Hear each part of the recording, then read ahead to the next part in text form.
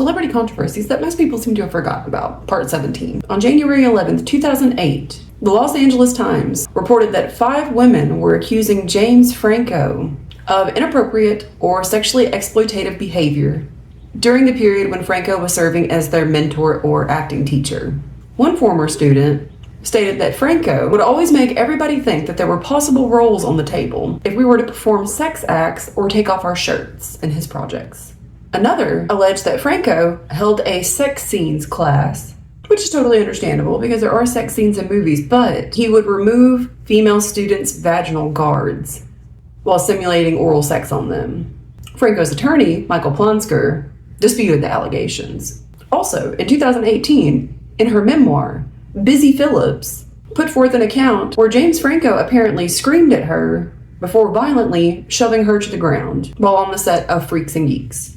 James Franco did acknowledge that he slept with students of the acting school that he co-owned, saying that he believed their encounters to be consensual, despite the obvious striking imbalance of power. The accusations led to lawsuits and a $2.2 million sexual misconduct case that was settled in 2021. Daniel Hernandez, aka Tekashi 6ix9ine, was involved in a child sexual performance charge in 2015. He was charged with 3 counts of the offense after a February 2015 incident in which he had physical contact with a 13-year-old girl and later distributed the evidence online as part of a music video. 3 videos are described in the criminal complaint against Hernandez. In the first, the child engages in oral sexual intercourse with a separately charged defendant named Taquan Anderson, while the defendant, Tekashi 6ix9ine, stands behind the child making thrusting motions with his pelvis and smacking her buttocks. Tekashi claimed to be 17 at the time,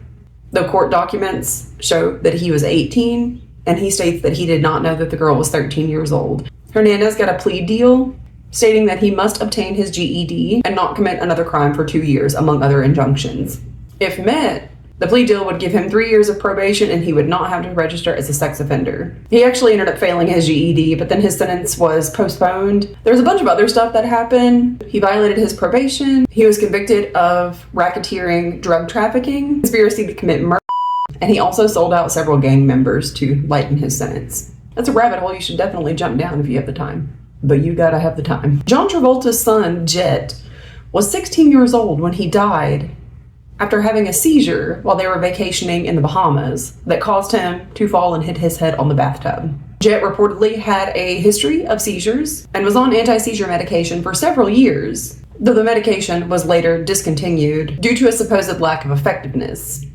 And it is not clear as to whether or not he was ever put on a different anti-seizure medication, but the church that his parents are devoted to, which is the Church of Scientology, would have discouraged the use of any medications for seizures that affect roughly 25% of teenagers with autism.